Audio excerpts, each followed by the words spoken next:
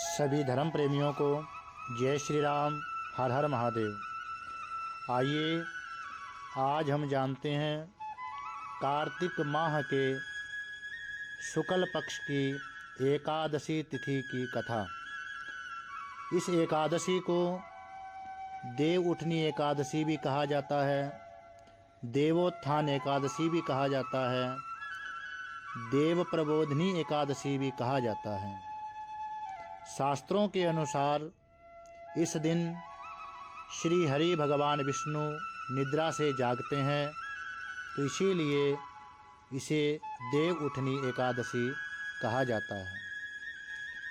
इस दिन व्रत करने से स्वर्ग की प्राप्ति होती है और पुराणों के अनुसार एक कथा है जिसे हम आज श्रवण करेंगे सभी।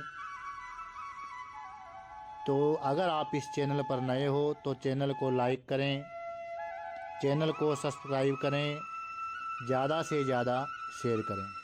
तो आइए आज हम जानते हैं देव उठनी एकादशी के व्रत की कथा। एक राजा के राज्य में सभी लोग एकादशी का व्रत रखते थे। प्रजा, नौकर, चाकर, पशु आदि किसी को भी एकादशी के दिन उस राजा के राज्य में अन्न नहीं दिया जाता था। एक दिन किसी दूसरे राज्य का एक व्यक्ति राजा के पास आकर बोला कि महाराज, कृपा करके मुझे नौकरी पर रख लीजिए। तब राजा ने उसके सामने एक शर्त रखी कि ठीक है, रख लेते हैं, परंतु तुम्हें रोज़ तो खाने को मिलेगा, परंतु एकादशी को अन्न नहीं मिलेगा।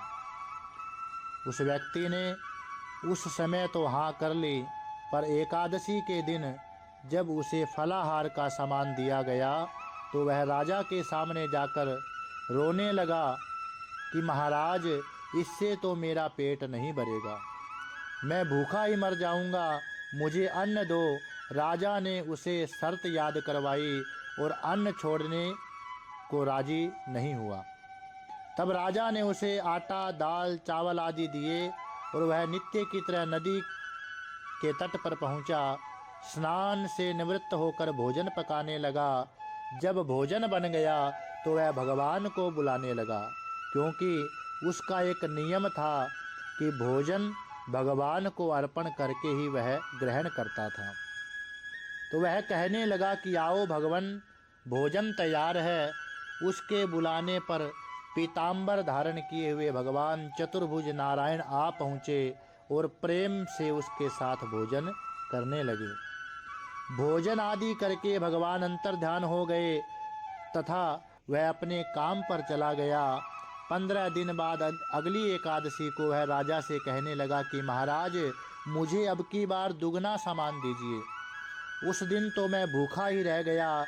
राजा ने कारण पूछा तो उसने बताया कि हमारे साथ भगवान भी खाते हैं, इसलिए हम दोनों के लिए ये सामान पूरा नहीं होता। यह सुनकर राजा को बड़ा आश्चर्य हुआ। वह बोला, मैं नहीं मान सकता कि भगवान तुम्हारे साथ खाते हैं। मैं तो इतने व्रत रखता हूँ, पूजा करता हूँ, पर भगवान ने मुझे कभी दर्शन नहीं दिए। राजा की बात सुनकर वह बोला, महाराज, यदि आपको विश्वास न हो तो साथ चलकर देख लीजिए। राजा एक पेड़ के पीछे छिपकर बैठ गया। उस व्यक्ति ने भोजन बनाया और भगवान को शाम तक पुकारता रहा, परंतु भगवान नहीं आए। अंत में उसने कहा कि हे प्रभु, यदि आप नहीं आए तो मैं नदी में कूदकर अपने प्राण त्याग दूंगा। लेकिन भगवान फिर भी नहीं आए। तब वह प्राण त्यागने के उद्देश्य से नदी की तरफ बढ़ा और प्राण त्यागने का दृढ़ संकल्प लिए